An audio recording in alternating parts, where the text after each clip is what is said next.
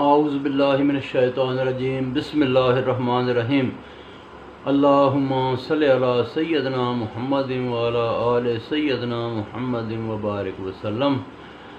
اچھا جی، محرم کے دن کربلا والوں کی یاد میں چند الفاظ۔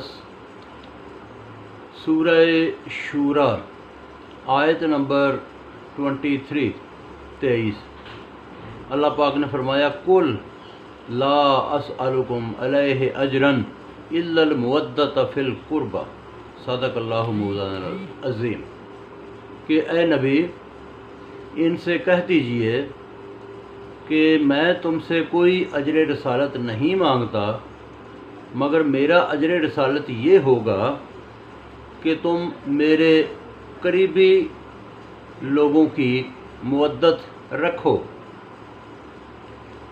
تو پہلی بات اس میں آیت میں یہ واضح ہے کہ اللہ تبارک و تعالیٰ نے نہیں مانگا، نبی کو کہا اے نبی تو کہے کہ یا اللہ تو خود کیوں نہیں مانگتا۔ تو اللہ تعالیٰ اس لیے جو ہے نا، اللہ تعالیٰ کہتا ہے کہ میں تو چاہوں تو دنیا بدل دوں، لوگ بدل دوں، ساری دنیا کے لوگ مسلمان ہو جائیں تو میرا ذاتی طور پہ کیا فائدہ، ساری دنیا کے لوگ کافر ہو جائیں میرا ذاتی طور پہ کیا نقصان۔ نظام جس کے سپرد کیا گیا اس جو ہے نا دنیا میں جن کو وہ سمجھانے کے لیے بھیجا گیا، تو اللہ پاک نے فرمایا اے نبی تو کہہ اور مانگ ان سے۔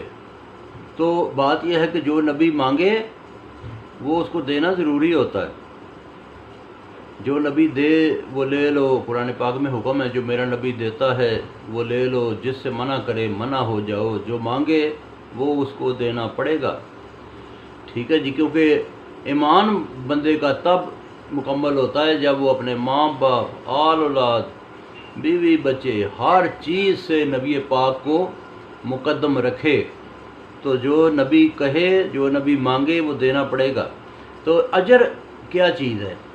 اجرت، اس کا لفظ ہے اجرت سے۔ اگر کوئی کسی کی مزدوری نہیں دیتا، اجرت نہیں دیتا، تو اس کا کوئی باقی نماز، روزہ، زکوٰۃ، حج کوئی چیز قبول نہیں ہوتی اس کی۔ تو اس لیے رسالت نے اجر مانگا یہ کہ میرے قریبی لوگوں کی مودت اختیار کرو۔